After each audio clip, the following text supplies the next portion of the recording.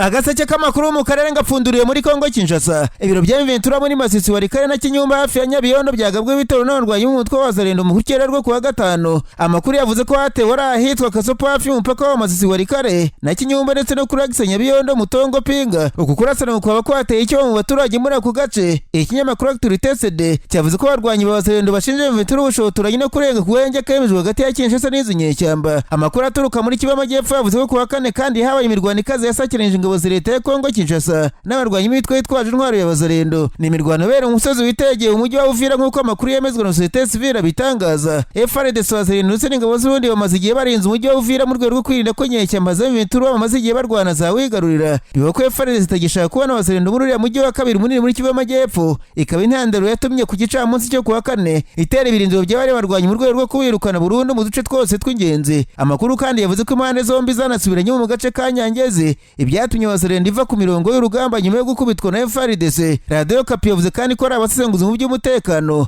bavuze ko amasezerano ahagarika kurwana hagati ya Kongo Kinshasa na Ventura ashobora kuzahura na kidobya yitwa Bazarendo n'indi mitwe Kinshasa yazanye mu ntambara, kuko ishobora kuzumva ko ibyo biganiro bitayireba kandi kurasa ko ukazatuma Ventura yubura imirwano, kuko isanzwe uzi ko ari ubufatanye hagati yabo na leta ya Kongo. Nubwo bimeze gutya ariko kandi amakuru yavuze ko FC Ventura rirwanya ubutegetsi bwa Kongo Kinshasa ryatangiye kubakisha umuhanda mushya uhuza santere ya Masisi n'umujyi wa Sake muri Kivu y'Amajyaruguru. Guverineri wungirije wa Kivu y'Amajyaruguru yashyizweho n'inyeshyamba Manziwiri yashyize hanze amashusho y'imashini zikora umuhanda bigaragara ko zatangiriye akazi mu gace ka Kasengezi. Manzi yasobanuye ko kubaka umuhanda ari kimwe mu bigaragaza ibihe biki intara yatangiye bitigeze bibaho kuva Kongo yabaho. FC Ventura igenzura goma kuva mu mpera za Mutarama uyu mwaka. Manzi yasobanuye ko umujyi wavutse bundi bucya kuko abawutuye batakibura amazi meza n'umuriro w'amashanyarazi, kandi ko bizeye umutekano wo ku rugero rwa 99%. Igikorwa cyo kubaka umuhanda kizihutishwa nk'uko babivuze ku buryo kizarangira mu mezi 5 ari imbere. Nasimbukiye mu Burundi, abanyamakuru bicaye imbere ya mudasobwa barandika.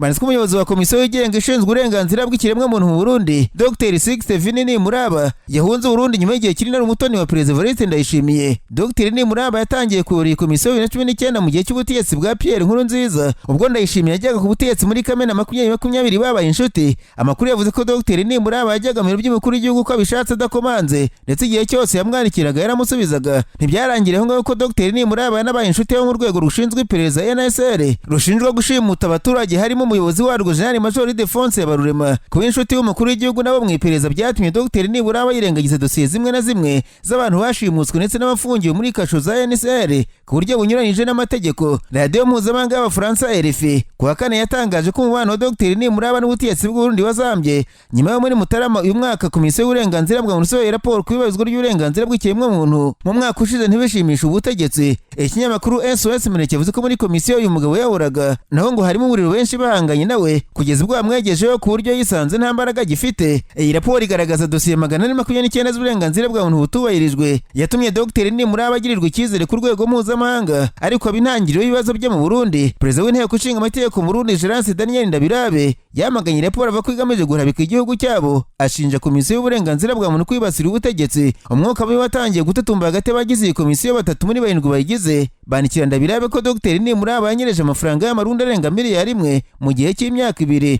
Mu cyumweru gishize Dr. Ni Muraba yambuwe pasiporo mu rwego rw'ubutegetsi asigara n'isanzwe yari afite. Abapolisi basatse urugo rwe bivuga ko byakozwe ku ibwiriza rya Perezida Ndayishimiye mu rwego rwo gukiza amagara ya Dr. Ni Muraba yahunganye n'umuryango we wose, ndetse ngo yatangiye gusaba ubuhungiro mu gihugu yahungiyemo. Nararanganije amaso ibinyamakuru byandikirwa muri Uganda. Abanyamakuru bakiza amakaramu ku mpapuro barandika. Banditswe umugaba w'ingabo zirwanira ku butaka muri Uganda Lieutenant General Kayanja Paul Muhanga yavuze ko byagenda kose igihugu gikeneye inkiko za gisirikare zishyira ku murongo abasirikare n'abasivile bigira indakoreka. Uyu mujenerali mu ngabo za Uganda yavuze ko bitangaje ko abantu bumva ko umuntu yiyamitse igisirikare akayigura imbunda azajya kuburanishwa mu rukiko rwa gisivile kandi yamaze kwitangaza ko ari umusirikare. Urukiko rw'ikirenga muri Uganda ruretse kwambura ububasha inkiko za gisirikare kuburanisha abasivile. General Muhanga yavuze ko ari agatsiko k'abantu kwirwa kwigosora kwikoresha imyitozo ya gisirikare kakiyambika n'utuntu dutukura ku mutwe. Ashimangira ko ibyo bikorwa bihamagara urukiko rwa gisirikare gucisha bugufi abantu bigira abasirikare. Ako gatsiko General Muhanga yavugaga n'abambari b'ishyaka NUP rya Cyangurira Batarias Bobo Wine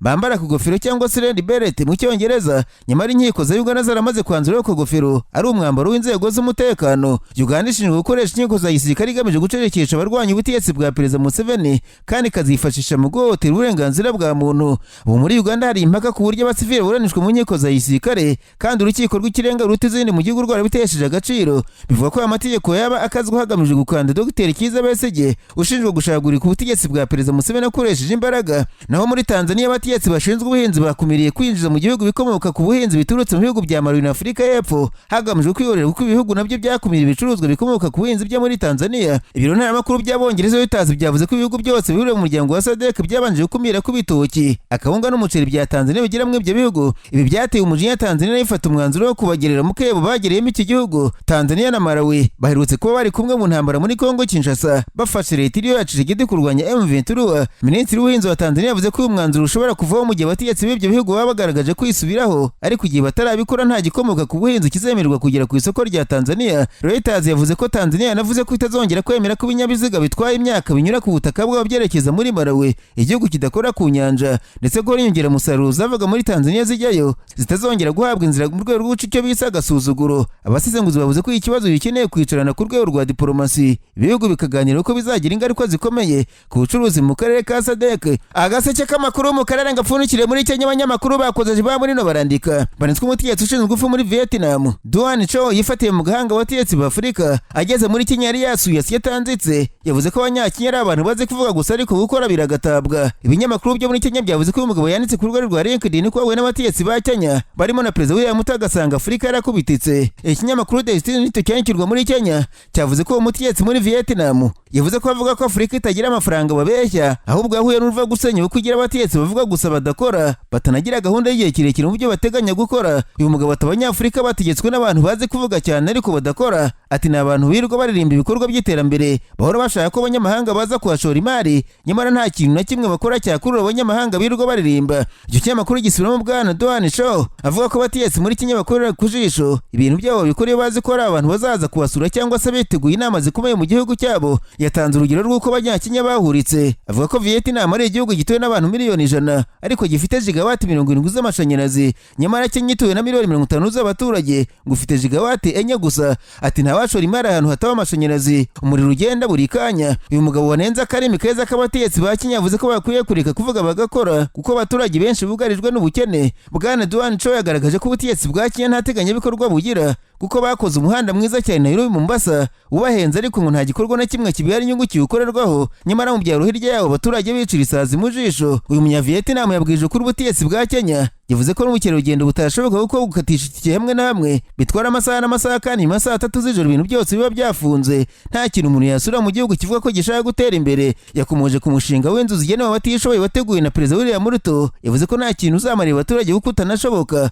ndetse ngo igihugu cyamunzwe na ruswa ndetse n'ubucamanza muri Kenya butambamira buri kintu cyose yewe n'iterambere. Bwana Duan Cho yabwiye abanyakenya ko igihugu niba gishaka gutera imbere gikwiye kugira abayobozi bakora atarabirirwa bavuga gusa, kuko muri Aziya umutegetsi ashobora kugera mu gitondo ari mu kazi ashaka gukorera abaturage, ariko muri Kenya ngo yabonye abategetsi birirwa bavuga imbwirwaruhame zidashinga bagakumirwa mu make gusa bagatahira icyo. Uyu mugabo yavuze ko isi yirukanka cyane muri iki gihe zihita zasigara, ndetse ko n'abanyafurika bakeneye nabo kugendana n'ubukungu bw'isi bakwiye kureka amagambo bagakora. Ati mufunga za mikoro muvugire bidashinga, mwegereza abaturage amashanyarazi biteza imbere, aho niho ubukungu buhishe. Iri jambo ry'uwo munyavietnam ku butegetsi bwa Kenya ryabyukije amarangamutima y'abanyakenya. Bamwe bavuze ko Icyongereza cyiza, imodoka nziza bagendamo n'amafaranga menshi bafite kuri banki atari iterambere ry'umuturage. Perezida William Ruto ngo ni umuntu ufite akarimi gasize umunyu kandi uzi kumenya kuvuga. Abasizenguzi bagakeka ko rikoresha abashoramari, ariko umunyavietnam yo ngo yatandukanye n'abandi mubwiza ukuri ku byo abwira abantu basaba gushora imari muri Kenya mu by'ukuri nta bihari, akwiye kugabanya kuvuga kongera ibikorwa.